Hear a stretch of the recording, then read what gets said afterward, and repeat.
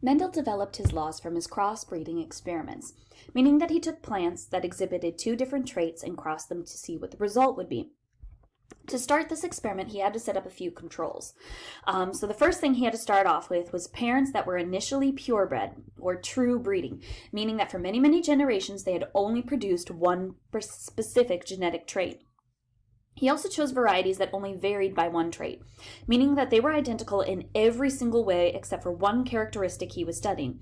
So, for example, they would all be the exact same height, or the exact same color, or exact same size or color flower, but maybe one would produce green seeds and one would produce yellow seeds. These are what are referred to as a monohybrid cross, varieties that differ in only one trait. Then his experiment was done by using a genetic cross. He specifically looked at tall versus short varieties of plants. So he took the pollen from a tall pea plant and fertilized a short pea plant. He took the pollen from a short pea plant and fertilized a tall pea plant. With the first cross, the tall crossed with the short was known as the parent generation. So when we take a tall plant and a short plant, that's our parent generation. So the resulting generation, which was called the first generation, were shockingly all tall plants. When you cross a tall plant with a short plant, he got an entire generation of tall plants. This was not consistent with the blended theory at the time. All that generation should have been of medium height. If the blended theory of inheritance was correct, the entire generation should have been entirely medium of height. Since this was not consistent with the blended genetic theory at the time, he did another generation. This time he bred the F1 generation with themselves, resulting in a generation that was called the F2 generation. This time he caught a variant of the small. Some were going to be tall and some were short.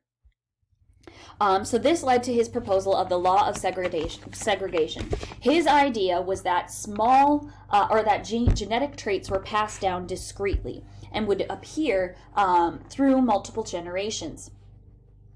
So Mendel repeated his crossbreeding experiments on 7 different traits of the pea plant. Here, let me walk us through this visually. So here's his monohybrid cross. He started off with a tall plant and a short plant. When he bred them together, he got an entire generation of tall plants. He then bred that tall plant against itself, and he came up in a ratio of 3:2, 3 tall plants for every 1 short plant. At no point did he breed a medium height plant. They were all tall or short, but there was nothing in between. He repeated this monohybrid cross for every trait that he could find in the peas. He did it for their height, their stem length. He did it for the pod shape, whether it was inflated or constricted. He did it for seed shape, whether it was round or wrinkled. He did it for seed color, yellow versus green. He did it for flower position, whether they were axial flowers or terminal flowers, whether the flowers were purple or white, whether the pod color was green or yellow. In every single case, he did almost 1,000 or more crosses, and what he found every single time, that in the F2 generation, one characteristic appeared 3 times for every 1 time the other characteristic appeared. So he found that in a ratio of 3:1, we had some sort of dominant trait versus another trait that was going to be recessive in our F2 offspring. So this led him to conclude the law of segregation, which was that each individual has a pair of factors. He didn't know what to call them at the time. We now know that they are alleles for each trait. You receive 1 variation from your paternal DNA and 1 variation from your maternal DNA. These factors, or alleles, will separate during gamete formation, meaning that when you are producing gametes, we are going from a diploid to a haploid individual. Again, he had no idea about chromosomes or chromosomal number. He did not know about haploid versus diploid, but he did know that every individual has a pair of factors. These factors will separate during gamete formation, and each gamete will only contain 1 factor from each pair of factors, and fertilization is going to give the offspring 2 factors for each trait. In other words, he theorized the entire process of meiosis without having any concept of what a cell looks like or how genetic information is passed down from one generation to the next. All of this was done through statistical analysis of breeding thousands and thousands of pea plants and looking at their genetic offspring. All of these results were from the monohybrid cross. What he found was that all F1 plants were tall, or all F1 plants were, whatever the dominant trait was, had an inflated pea pod, or had a round pea seed shape, had a yellow seed color. He found that the entire F1 generation was going to have a specific dominant trait, ultimately disproving the blended theory, or the blended inheritance hypothesis.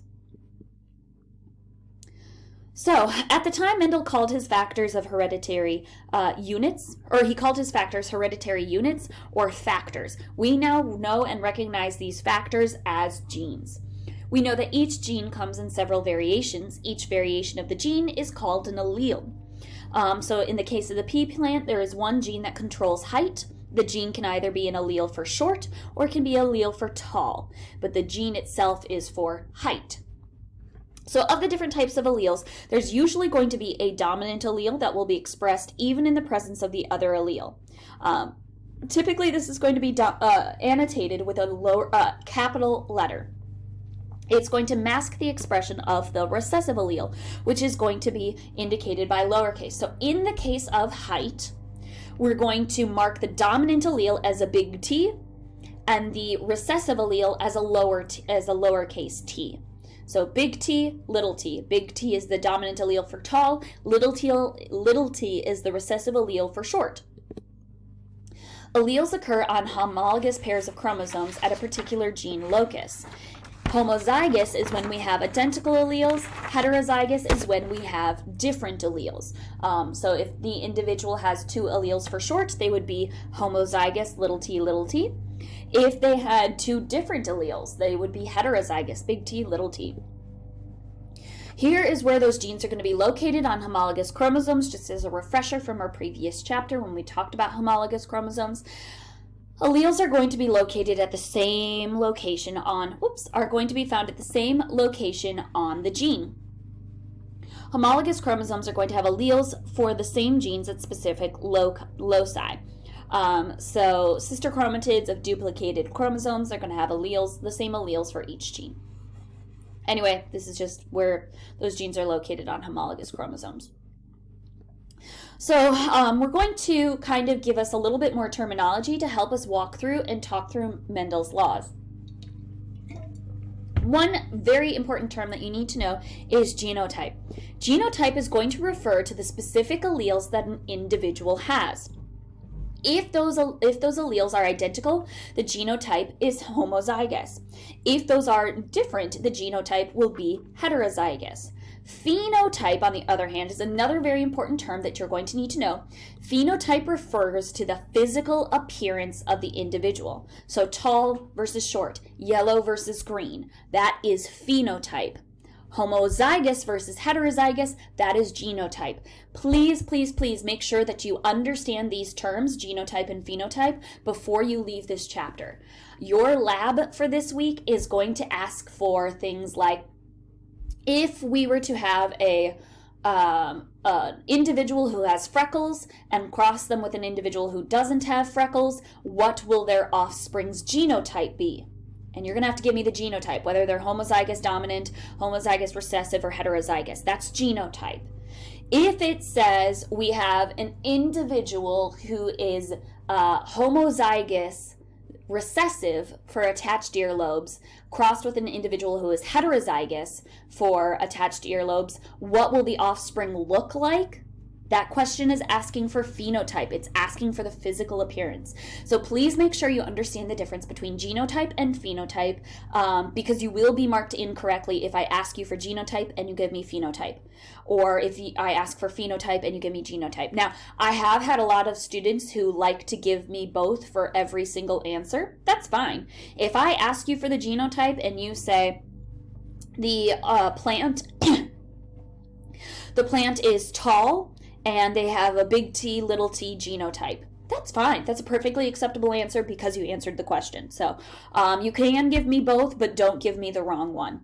So if you have any questions at all, I am available. Just please make sure if it's not during our regularly scheduled times that you give me at least a day to get back to you. So please do not be waiting until the very last minute to be working on your labs, because I am happy to answer your questions. I'm happy to look over your work. I'm happy to help out in any way that I can, but you have to give me at least a day to respond to your emails.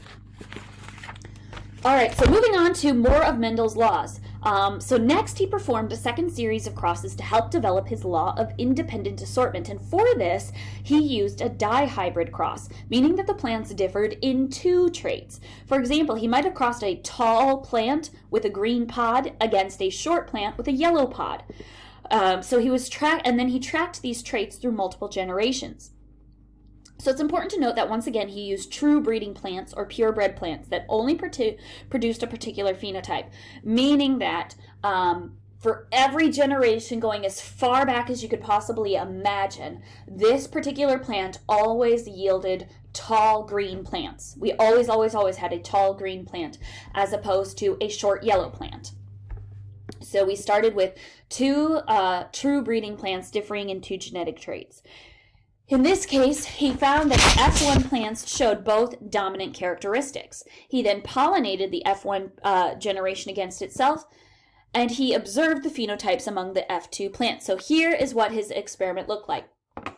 He crossed a true breeding tall green plant against a true breeding short yellow plant. And what he got was an entire generation of tall green plants. So when he crossed a homozygous dominant individual against a homozygous recessive individual, he got an entire generation that only showed the dominant traits. However, when he crossed that F1 generation against itself, he got a huge variety in the phenotypes. He found that most of the plants, so 9 plants, would be tall and green. However, 3 of the plants would be tall and yellow.